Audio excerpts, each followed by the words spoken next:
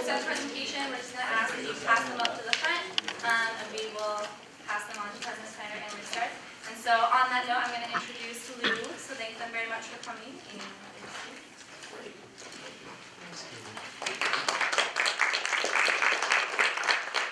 Thank you guys, and Happy New Year. And how many people in the room from Oregon? One? Okay, in Ohio. 7-7 is the current score. So just 14-7. What is it? 14-7. 14-7. Oh, Ohio State. Ohio State, okay. All right.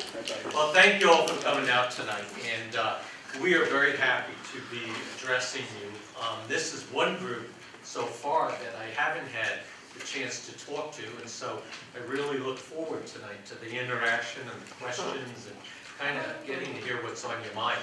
I started a tradition last year of taking your executive board out to dinner, and during that dinner I often find out some of the top issues, what's going on, some of the issues of concern, particularly when it comes to the residence halls and the Residence Hall Association.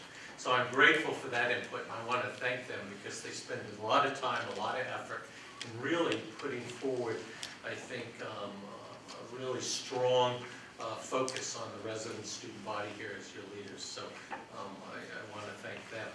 I know that as we move forward this year, that you guys have been working on a lot of initiatives. I know one in particular is the gender inclusive housing, which I'm supportive of. And I look forward to continuing to work with the leadership and you all to kind of move that initiative forward. One of the things that's very special here at Case Western Reserve University that differentiates us from our peers is that over 80% of our undergraduate student body live in our residence halls. And that's why, as an undergraduate governance structure, what you do is so very, very important. Because you work to develop that sense of community that can really only take place in a residential structure. And so as I look at our governance structure here, working with undergraduates, your voice, what you say and what you put forward is very, very important to us. So we're looking forward tonight to having some sort of, interaction with questions, and we have some questions for you as well, so that we can really move forward to work together to continue to enhance and improve the resident experience here on campus. Now with that said, we want to leave enough time for questions and answers, and I would like to take this time to introduce President Barbara Snyder, who is very, very, very supportive of the residential experience and what we do in residence life and student affairs, and I'm grateful for that. We couldn't have that without a president who supports what we do. So, President Snyder. So today was the first day of the fall semester, and it's great to be here with all of you, and I appreciate the fact that you're not watching a football game, and instead you're here with us talking about an issue that we both care a lot about, and that is the residential experience at Case Western Reserve. I'm sure you all remember that the first day of the fall semester, the day before, we celebrated the opening of the Tinkerville University Center, and then the night of the first day classes, we had that plane crash where we lost 4 of our young undergraduate students. So it was a roller coaster of a time. Lots of you came out to Snyder Field to celebrate the opening of the Tinkerville University Center with OK Go. And then a few days later, you're outside the ZBT house mourning these students who we lost way too soon. A month or so after that, some of you attended the inaugural meeting of the We Belong Here movement, and some of you also spoke up when members of that group found themselves the subject of really horrible posts on social media. So today is the beginning of a new semester, and unless you took an incomplete, I can say with full assurance that you are not behind on your reading or any lab reports. You have turned in no assignments late so far. You have not, in fact, received a single grade. It's a great position. Blank slate. It should start each semester all over again. So tonight I'm hoping to be able to ask you some questions about the community on this campus, how you define the term community, what you think of the sense of community that we have right now, and what you think we can do. And by that I don't just mean what I can do, what Lou can do, I mean what we can do together to engage more people in the life of the campus. But first I want to thank you for choosing to serve on RHA. You already demonstrate your commitment to community and to creating a great residential experience on our campus, which I think is incredibly important. Every community needs people like you who are willing to step up and lead and organize and deal with the countless tasks that are involved in even a small event. A couple of years ago, I had lunch with a group of the RHA advisors, and they started complaining to me about how hard it is to get people to turn up for an event. You work so hard, and you plan something great, and not enough people come. And I said, I feel your pain. I know exactly what that's like, because we have the same experiences. But you do all that work, and you work with students figuring out how to handle the roommate who stays up till 3 a.m. and insists that she needs loud music to study. You work with students in formal ways and informal ways with all kinds of problems, and you help give them their very first sense of community on our campus often. I hope you find that you make friends too, and that maybe over the course of your lives you'll find that those are friends who sustain you literally over decades. Lou mentioned that 80% of our undergraduates live in university housing, and 98% of our first-year students live in university housing, and these do distinguish us. These are relatively high figures compared to other places, which we think is a good thing. Why? Well, not just because we think it's nice that you don't have to shop for groceries if you live on campus. It's because research shows, not just at Case Western Reserve, but nationally, students who live on campus have a dramatically improved overall college experience and improved chances of academic success. Better grades, so higher GPA, higher graduation rates. We think those are really good things. We also think that on-campus living leads students to meet a more diverse group of peers and learn about new cultures.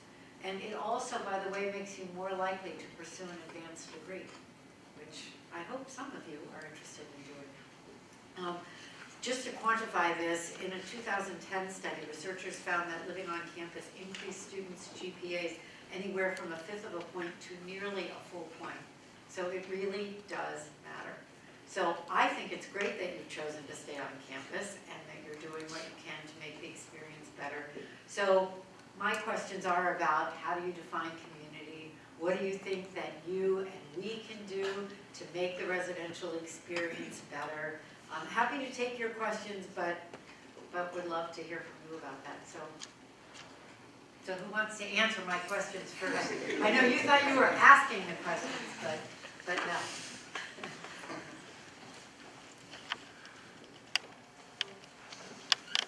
Oh, come on, somebody has to have answers to those. Yes? Well, I think the way we define community, especially with RHA and that we make an emphasis on in terms of like the programming we do, it's just like, as we say, make a difference where you live.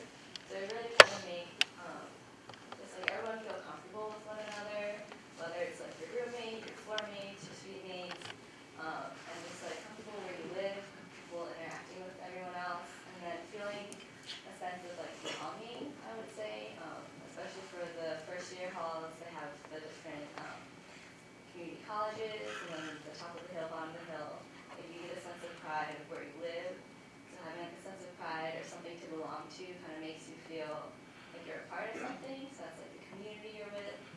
And I think stuff that we've been working on as a whole is trying to like get us to all feel in one large community of residents, which like expands to the greater like campus community. And I know we've been working with like school spirit, stuff like that. So things that make you feel belonging to a certain something.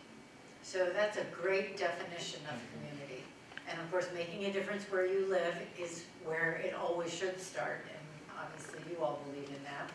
And it's more than just making people feel comfortable, it is that, but having that sense of belonging and knowing that you have people who will support you when you need it is an important part, I think, of creating that, and that's exactly what you described. I think that's great. I love your definition. Anybody else? Did you forget anything? Yeah. I'm actually taking this from a team song and we should be communities where people are actually happy to receive you no matter what time, and you're happy to be, you can be yourself, and you don't have to put on a mask or anyone else. You can always be yourself and you can do something for others and they notice you. That's when you know it's a community, because people, every single person who is part of your group, every single person has something for them and they always belong. So in some ways, that's not that far from family. You know that quote about a family where when you go there, they have to take you no matter what? Okay, so it is somebody, that's a famous quote. So I think that is very close to what you're talking about. And so you are creating this network of relationships that is another support. So another sort of home away from home, if you will, and family away from family, that you create yourself with these layers of connection. So I think that's great. I love that. So yes, did you ever end up? Yeah, I just have like something to add. Okay. I live 20 miles away from campus. You mean you grew up 20 miles away from so, campus? like, I could, in theory, commute back and forth, but Yeah. I chose to live on campus my freshman year, and it's probably one of the best decisions I've ever made in my life. And so, like, I have a desire to stay on campus, even though I don't have to. And my big reason for joining RHA was because I wanted other people to feel like that, because I know there are some people who come from, the other side of the country, the other side of the world, and they don't have that opportunity. But I think if you have a good sense of community, you should want to be where you are. You should want to better your community and hang out with your friends, and you should want to live on campus.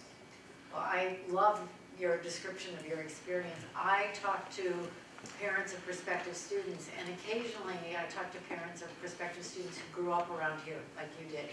And I always say, I think if I could advise you of anything, it would be to insist that your freshmen live on campus, because it's the best way to really have the full experience. And I say to students who are from the local area, you can make this what you want. If you go home every weekend or twice a week, it's not going to feel like you went away. But if you stay on campus as much as the kids who live in New York or California or Chicago do, then it is going to feel just like that. And that's what you created that experience for yourself. And obviously your family gave you in some way or another, they allowed you to do that. They gave you their permission. They were okay with it because you're engaged with what you're doing here. So I think that's a terrific way to approach it. So it doesn't matter whether you came from Beijing or you came from Bedford Heights or someplace like that. It doesn't make any difference. You can make this the experience that you want it to be. And I think it's great that you've chosen to engage with the community. Doesn't mean I think there's anything wrong with commuting. I don't. But I really love the residential experience, and I truly believe it's an important part of what makes a residential college experience really good. And I do believe, by the way, that online education is not going to take over. You guys might like it, but when I ask your parents, do you want your kid doing college from the bedroom, and they all say no. Somebody have their hand up?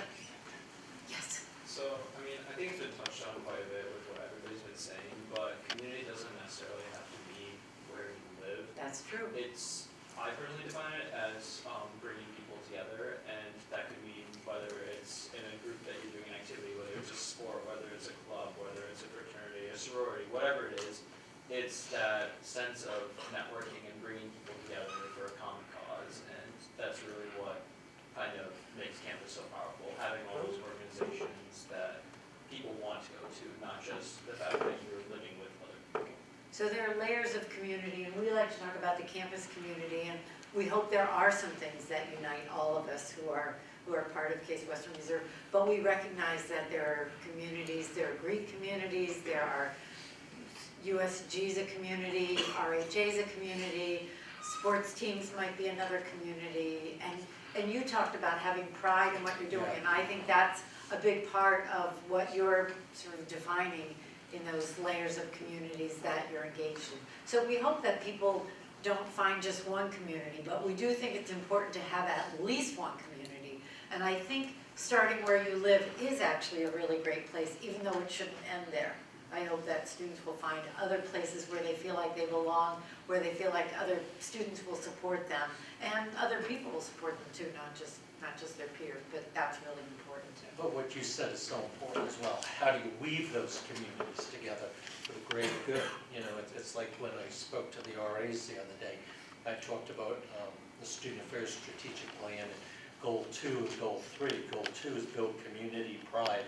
Goal 3 is diversity, inclusiveness, reaching out to people. And you can't do Goal 2 without Goal 3. They have to fit together.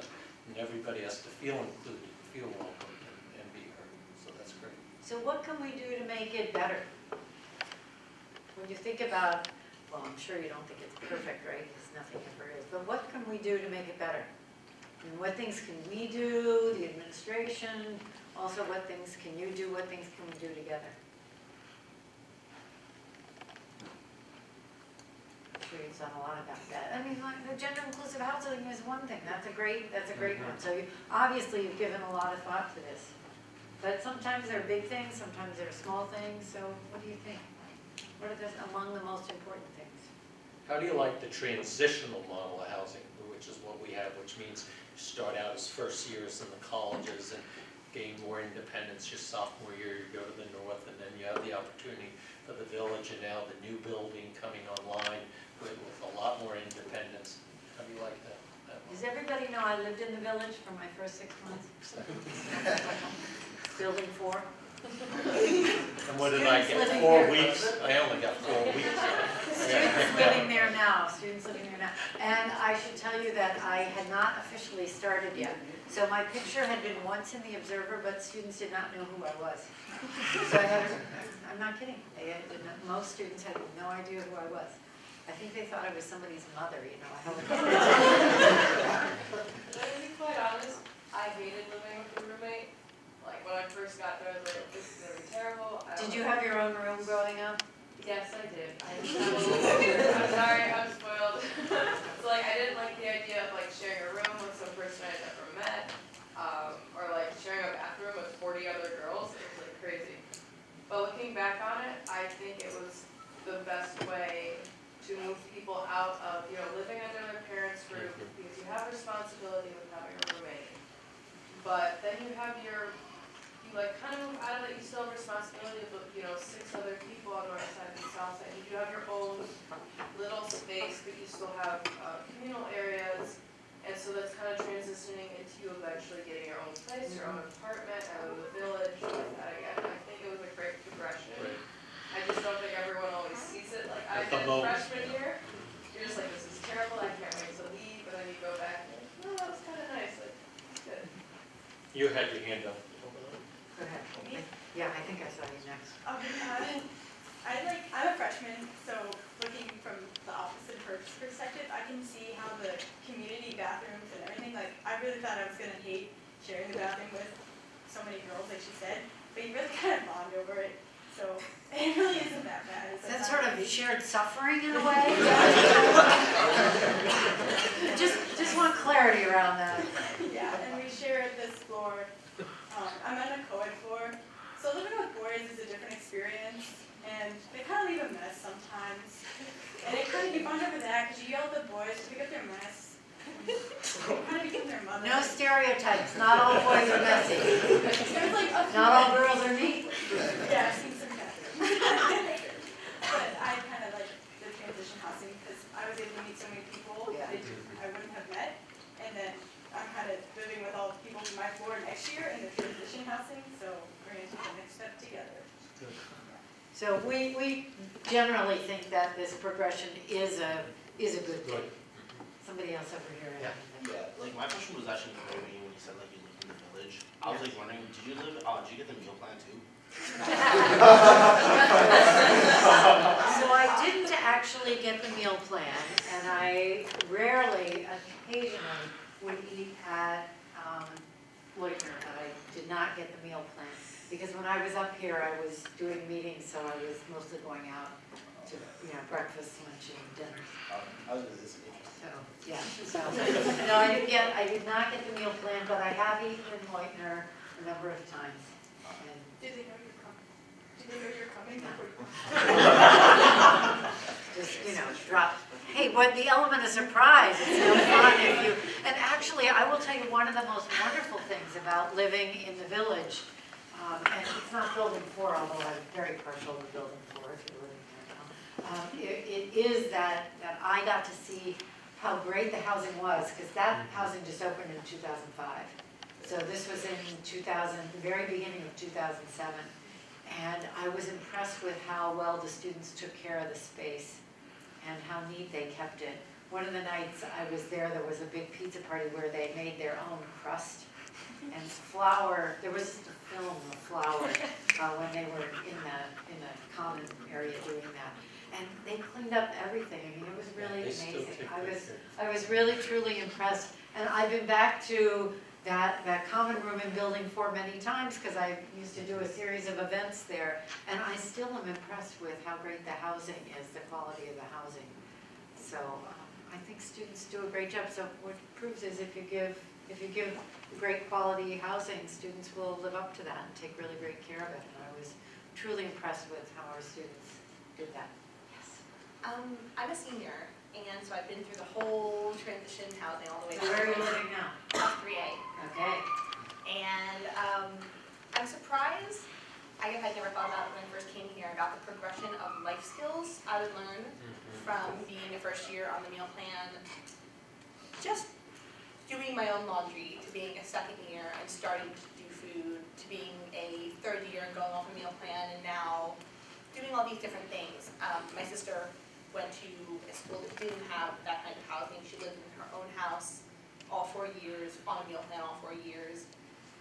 Different kind of setting, but didn't learn the same skills, and I see how it's affected her, and I think that coming out of college, I'm a lot better for having lived in my own apartment and not in the same house for 4 years. So the way Case does it, despite the fact that some people kind of are like, why do I have to move to an apartment? Why can't I live in freshman housing forever? Well, we might be able to arrange that. I know I wanted to live in my first year house forever. There are certain pluses about that, but we also are interested in your experience because a lot more of our students now come to school having never shared a room. Like somebody told me they had never shared a room. So this is a new experience having a roommate. And some of our students come having never shared a bathroom, had their own, grew up and had their own bathroom. So it really is a totally different experience. And learning to live together and being responsible for accommodating to the needs of other people. You have that experience in a family, but it's a big change when you have that experience with not just roommates, but then ultimately suite mates and people down the hall, and ways in which you have to be considerate of their needs and their feelings, and you ask them to do the same for you. I think it's a great experience, and I think the progression of starting small and then moving toward greater and greater independence is a good thing, ultimately. And I do like the way we do it. I can't take credit for it, but I do think it's a good thing. I just wanted to say, I currently live in the Noble Apartments, and I've gone from living in Sherman freshman dorms to moving to Southside now in these apartments. And the experience has been invaluable because I have all these different rooms to take care of, so it's kind of a nice experience to get to know how to run an efficient household, something to that effect. But it's, I just didn't want to discount those. We're all talking about the village, but the apartments are, I think, valuable. I agree with that too. I agree with that. That's really great. Life skills, I think that you also develop sensibilities. We develop a family over here, and we go to care for them and make sure that they're all right. For example, if someone falls asleep on the couch, we make sure we don't wake them, make sure they're comfortable. And Unless they have an exam, in which case I hope you will.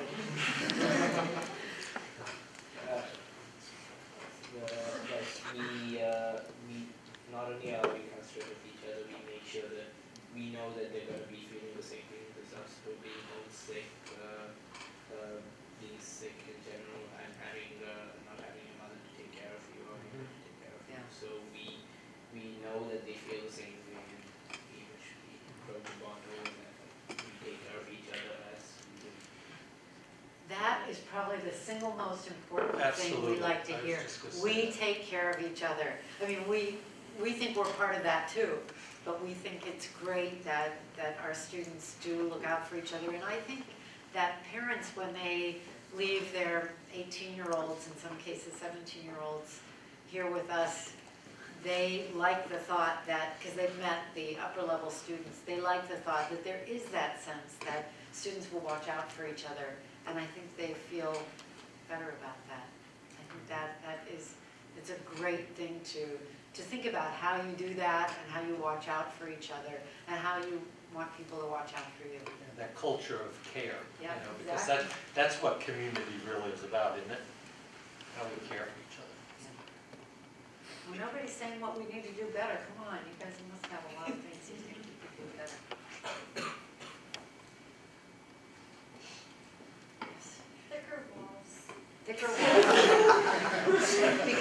Because sound travels? Yeah, Uh-huh. a lot. Okay, good to know. More laundry machines for like the freshman housing especially. And it Do gets- they get overcrowded? They get overcrowded, and I think that's a little bit of a source of tension in the whole dorm. Good to know. Because I think, those are things that, maybe not tomorrow, but ultimately Yeah. we can do something about. Yes. One of the less positive aspects of the transitional housing is like as you move forward, like you're able to build stronger connections with a smaller group of people, but you lose that sense of like larger community that you get on a whole floor, like living in the freshman residence hall. So that's something that I've seen that could be improved. How would you improve that without, because if you do agree that there's value in the progression, without keeping people in the same place all 4 years, how would you do that? That I can't answer. Like it's a hard It is a hard problem to thing. solve because you do get It is a the hard thing. benefits of like learning to like live on your own, but you lose that like larger community you had. That's why it's important too to be involved in multiple things, so all the retention studies show too, that people who succeed at the highest level are typically involved in 2 to 3 kinds of outside activities, so that's important for that connection. I think that like a lot of the connections you make freshman year in your dorm still like stick through because like, I've been alone in the triangle, but I'll go to like one friend's house that lives on Hessler, and there'll be 30 or 40 people, all from Tyler 2 years ago, like very frequently. So. We notice that too, and it's one of the great things also, those bonds that you make. First year, I don't know if it's from suffering together and all sharing the same bathroom or what causes it, but there is a bonding that takes place a lot of times, and a floor, even though there's nothing in particular that would tell us that this is going to be a truly cohesive group of students. In other words, it just happens that way. You bond together, and we think that's great. And there's a lot that goes into selecting roommates. Absolutely. But a floor just, it works out great if people really get along and they're still friends in second year and third year and fourth year.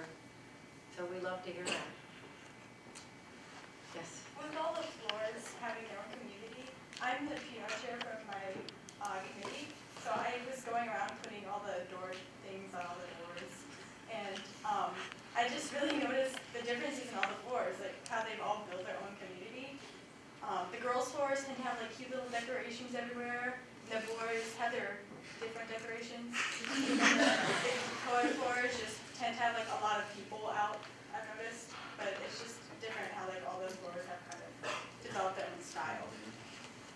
And that's good. That's part of figuring out how you want to identify yourself as part of this group. Go ahead. On that note, Tyler, we chalked the doors. And it really like brought everyone together because you'd erase it and then draw something else, or some people had it on the whole time. But like everyone knew whose room it was, not by their room number, but what was drawn on their door. But now you're not allowed to do that anymore. I don't know, though. We'll have to look into that. What year was that? 2 years ago, so 2000. It wasn't tied to any drumming. I mean, I promise that I wouldn't be the only one asking questions, so if you guys have questions, you can fire them away. So to know what your vision is for the ideal residential experience. So I think the ideal residential experience does change over time. I think that having students first year live together and be able to form those communities, I don't know if you have to have 40 people sharing the same bathroom to build that bond. But I do think that living together with a roommate is part of that experience, and I think the progression is a good thing. I'm not sure there's one ideal residential experience, but the idea that it changes over the course of the 4 years, reflecting the fact that you change over the course of the 4 years, is a good thing. Whether we've got that matched exactly right, I don't know, but I think we're off to a pretty good start with that.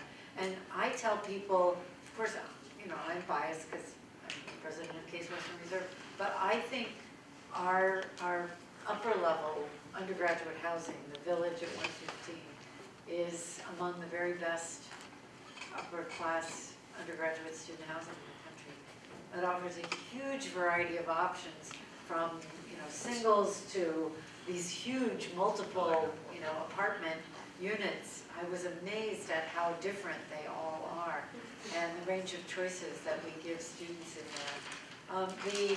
The one question I would come back to you on, so I don't know, there's no way to fix it and make it ideal probably, but one of the challenges that we have is that housing is at the two ends of the campus. We have housing at the north side and the south side.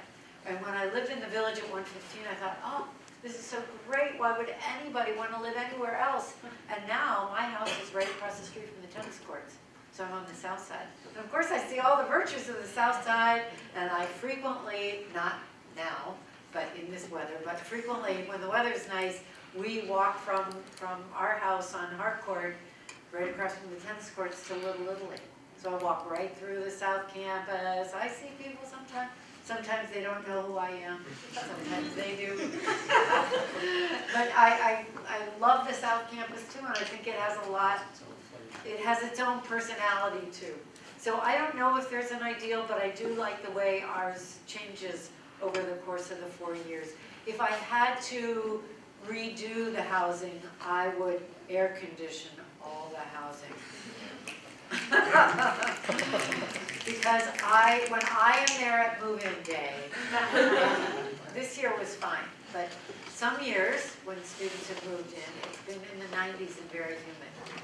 And I always feel guilty about that. Now, it's not too long before the weather cools off and they're okay and we're just heating the spaces, but I think I would air condition everything, just because I think, it's great for people to be comfortable.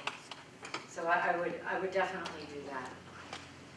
And to that question, I'm a big fan of the transition, because you're front-loading people who want to meet folks and get services and do that, and giving independence as you go through, and then you're off on your own finding an apartment. So that's kind of what it's designed to do.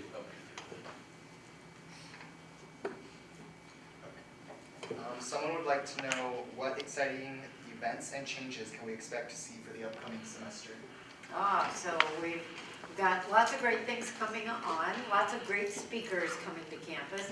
One of the things that I'm most excited about that we're doing this year on campus, we brought 2 events that used to be downtown, and we started partnering with them from downtown to campus. One is the Writers Center Stage Series, and if any of you read the Kite Runner, or saw the movie, we have the author Khalid Hosseini coming to our campus because of that program. It's a partnership we have with Cuyahoga County Library. We had Cheryl Strayed who wrote Wild, Reese Witherspoon, if you've seen the movie, I haven't. But we've had some tremendous authors who have come to campus. This fall we had Zadie Smith, we had Dennis Lehane, we had Elizabeth Gilbert, who wrote Eat, Pray, Love, another movie made of that. Julie Roberts, I think, was in that, but I haven't seen that one either. So I think that's a great thing, and we have Khalid Hosseini coming soon, and then a couple other authors following him. And then we also brought the Town Hall series, and we have a terrific young woman for the next speaker. It's next month in February, and I hope you'll all turn out for it. Her name is Sarah Lewis, and she is young. I think she's still in her 20s. And she has written a book called Rise about creativity. And I think it's an incredibly important topic. And she is a very dynamic speaker. And we've got a lot of great people coming to hear her. So we're excited about that too. And we had somebody last fall who was fabulous. We had to move to Severance Hall. We had Gloria Steinem as the kickoff for the Town Hall Speaker Series. And then we had somebody who was equally fabulous, but we didn't draw such a big turnout. We had, a law professor, so I'm partial. I really liked him, but he's written a whole bunch of books. And his name is Cass Sunstein. He's a law professor at Harvard. And he worked for a time in the Obama administration on government regulation and making government more responsive to people. I thought he was fabulous, but not enough students came. So I hope he'll come and hear Hosseini and Sarah Lewis. They're both coming up pretty soon. Khalid Hosseini is in March, by the way. Yeah, so those are exciting things. Oh, I don't know. Get ready to open a new residence hall. Building Great new furiously. residence hall. Friday, a week from this coming Friday, is our Martin Luther King convocation. And we're going to have Charlene Hunter-Gault, who is a great broadcaster. She's fabulous. She's interviewed all kinds of fascinating people. And she's going to be a terrific speaker as well. So that'll be fun too. So, and lots of other things that I'm sure I'm forgetting right now. So a lot of questions deal with CASE's future. So one of them asks, CASE admissions have become much more selective with the rise of applicants. How do you see this changing our campus? Well, I think you have already experienced that. I mean, I think you are a product of the changed admissions process, because the classes we've had in the last few years, all of you in this room are the best students by every measure. It's the best, most diverse classes we've ever had in our history, and the largest too, which is great. So some of you are from that gargantuan class of 1,370. We slightly overshot the mark. So admissions is a bit of art and science, and we were in new territory. But we've done a little bit better with keeping it closer to 1,250, 1,275 or so. But you all are a product of that. Now the seniors, that's going to be the one class we ratcheted up the standards and we dropped the size. That was a choice, deliberate choice. So that last class of seniors, about 900 of you, small group, but an elite, a really elite group. And that it was a deliberate choice, because we decided to make a change, and you were the class where we started. So you are a product of that. I would say, I hear from our faculty all the time, I think you do too, just how different they see things. They notice that the students that we're bringing in today are even more talented than the ones we had before. Not that the ones we had before were not talented and smart. And I love the fact that even though we've gotten a little bit bigger, we have not lost I was attracted to come here because we attract students who are sort of serious about their studies. Some might say nerdy. I like that. I was sort of nerdy in high school too. Okay, I have another question for you about the future. One student asked, what does the future hold for Case Western, for example, in the next 10 years? So I think that our reputation, because of all of you, will continue to strengthen, and I think that's terrific. As much as you are attracted by great faculty, you have to have great faculty to draw you here. Faculty want to teach really smart students, and they are attracted. We do better recruiting faculty because of you, and that makes a tremendous difference. So I think that's a big thing. You know, we're in a capital campaign right now, and it's always hard because we announce these great results because we have really generous donors. But the truth is that the benefits of that capital campaign will not be felt for 10 years or beyond, because most people do not write us a check for cash right then. They pay us over time. And so it is only over time that we start to see the benefits of scholarship dollars and new endowed professorships. Yes, we were able to build a building with donor dollars, the Tinkerville University Center. We're hoping to do a few more of those. And so over time, you'll get to see the benefit of that too. But we are in a real push right now to raise undergraduate scholarships. We are doing something to try to make sure that it won't just be something that we see over 10 years or more.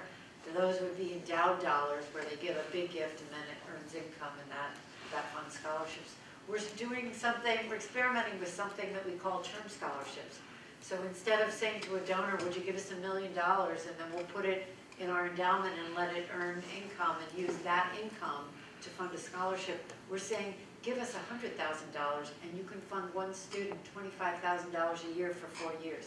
So it isn't permanent, but it does give a donor the satisfaction of being able to meet the student, know that they've helped somebody in the short term, and they can write the check and meet the student, you know, in just a few months.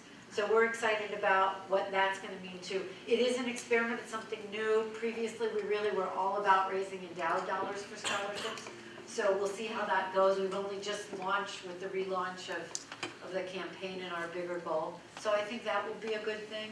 I do want to continue to retain, even though we've increased the class size a bit, I do want to continue to retain the sort of compact campus we have. We are going to be expanding over to the West Campus, but we're going to be making a great connection so that those of you who take performing arts classes and will be in the Multi-Performing Arts Center will enjoy being able to get back and forth really quickly. Not just with greenies, because we'll have those, but also being able to walk when the weather's nice and we want to. So I think trying to retain that character of our campus is important even as we grow and do some things. And we're pretty landlocked, so it's not like we have lots of land around to build. I will predict that in 10 years, parking will probably not be better. Sorry, but I just have to be honest with you. But I hope we retain our great culture and that this group of students, you've all set the bar for future admissions. And I don't expect that it's going to continue to grow at the same pace. I do not think that applications will dramatically increase year after year after year. It's just not possible because the number of 18-year-olds is actually going down. So we will probably stabilize, go up a little bit this year. And we launched something new, so we'll see how this works. And you talk to your colleagues. Early decision. For the first time at Case Western Reserve ever, this fall, we will be admitting students who had to, you know what early decision is because some of you may have thought about it applying. We've only had early action here. We launched early decision for the students who will be coming in this fall. So will that change us? I don't know, but we'll see. And we've had a lot of real positive response. Hugely positive. Okay, one student would like to know if you think more effort or funding could go towards bringing students to the Cleveland area or bringing Cleveland to campus, and just what efforts or funding? So one of the great things about being at Case Western Reserve is that we live in the heart of the cultural riches of Cleveland, or at least most of them. They're all right here in the University Circle. Are there other things we could do? And we do try to do. Those of you who remember the first year experience, we do try to get you down to baseball games, other opportunities to see part of Cleveland.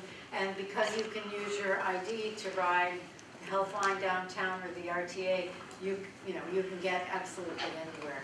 And I think by doing things that bring a lot of the community here, like the speaker series that we have, we are also trying to bring not just events, but also people from the community to interact with all of you. Because I will tell you that I talk to a lot of people who are pessimistic about the future of the United States, and I am the opposite. I think it's because, and I think Lou probably agrees with me on this, because I work with young people every day, and I'm completely confident that our future is in your hands. I feel really good about that. So I'd love for more of the city to get to know all of you. So if you have ideas on how we could bring you to more people, I'd love to hear that. We do showcase students. We started using students at development events, so if you get asked, I hope you will agree.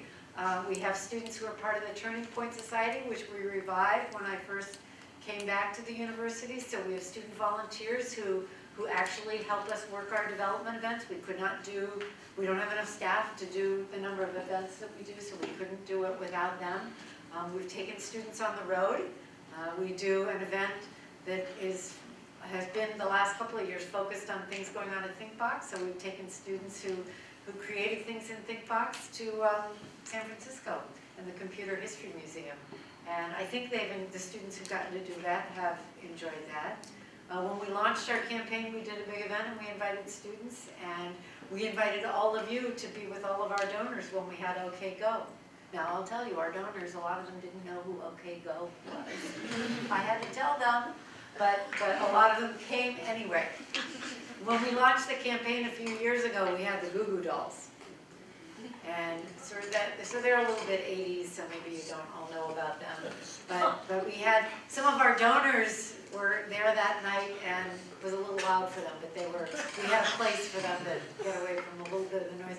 And one of them turned to me and said, "Barbara, you said this was going to be the Goo Goo Dolls, but these are guys." So it's all part of an education process. We use you to educate our donors, our more senior alumni, and they get to educate you too, because a lot of them have had some tremendous experiences, and we love that. Those of you who did senior send-off, that's another way we bring students to our alumni, Cleveland, if you will, to our alumni. So if you came from another city, one of our alums might have hosted an event for you, you got to meet some alumni who are in the area, and upper-level students too, who are from Boston or San Francisco or Washington, D.C., New York. We do them in a variety of cities across the country. So we try to come up with a variety of ways to do that, and we'd love to know if you have other ideas about how you'd like to connect with the broader community. If you're part of an ethnic group, if you're Chinese or Japanese or African American, or there are lots of communities within communities, and they want to connect with you too. If you're Indian, if you're Pakistani, the people in those communities who are here, they would love to connect with you. And if you're Hungarian, we really want to talk to you, because we have a very, very strong Hungarian community. We don't get too many students from Hungary, but we really do have a lot of communities within communities who love to talk to our students. How many people get downtown and use the city as the board experience? Because I've been really impressed over the last, month and a half alone. 2 months, we've been named in 3 different guidebooks. Travel and Leisure as one, as a top city to New York visit. Times, So, yesterday. New York Times yesterday. One of the top 52 places to visit Yeah. in 2015. I mean, there's a lot happening, so make use of it. It's good. Another one of our members, this question connects to the last couple, but one of our members asks, what is your ultimate dream for this university? Well, my ultimate dream for this university is to take our rightful place, which is among the very handful of top research universities in the country. I truly think we have both the quality of faculty and the quality of students that make us there already. Reputation is a lagging indicator, so it's very hard to move up, if you will. Boy, it's really easy to fall fast, but it's very hard to move up. So it is a lagging indicator. I will say on the falling side, though, that a lot of places hang on to a really good reputation even after they don't deserve it anymore. And so it's not, I joke about falling fast, but that isn't always really true. Lots of places hang on to a better than deserved reputation. And I think we have a reputation that's not as good as we deserve, both because of you and because of our faculty. And we're working hard to get the word out, and you're part of that. And I think, being more players on the national stage is really helped with that. And some things have been good that we didn't control, but were good things for us. Huffington Post, named us one of the top trendiest schools a few years ago. Maybe that influenced some of you to apply. Also, we got on that list of the top 15 schools where geek is chic.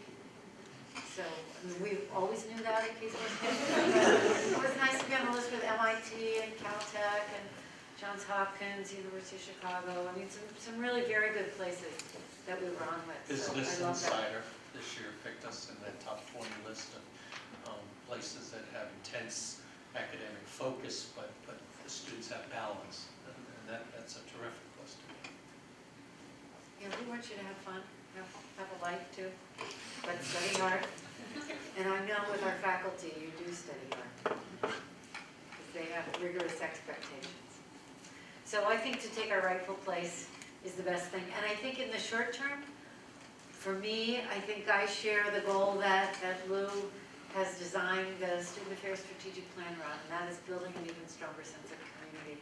Because when we experience what we experience in the fall, those are the times when you realize the strength of having a great community. And I think that is, in the short term, the single most important thing that we can try to do right now. Because every day we affect that community by whether you, I walk by a lot of students, I say hello, they have their heads down, they don't say anything. And some people will walk up to me and strike up a conversation and say, can I walk with you across campus? Oh, I love that. But we, we have a lot of people that have their headphones in, and they're focused. Nothing wrong with that, but that Right. connection, that sense of Absolutely. connection. And of course, we have Mark Chavez, one of the great assets of Case Western Reserve University. Officer Mark, who's out there, rain or shine, cold or warm, out there talking to all of you. I think he's just a marvel. So we all should be like that. Another one of our members asked, what is the most rewarding aspect of being the president at Case Western? There's no question that it is being with students. I had an opportunity right before I came here to lead a national nonprofit, but I could not, as attractive as it was in a certain way, I could not imagine myself not being on a college campus. I could not imagine not being with students. So I absolutely love Yeah. that. It's a big part of the experience. And I think for most faculty, that's probably how they would answer the question, and staff who work here. It is when I ask people what's the single best thing, I did this little informal survey of faculty and staff in each one of the schools in the fall. Usually I let them ask me questions, but just like with you, I turn the tables on them. And I asked them for points of pride, and students was probably the number one answer I got across all the schools. So it's a great thing to think about, the fact that we have so many terrific students and that they do so much, contribute to the community and do so much for each other and make our campus a great place. Single best thing about being president of Case Western Reserve.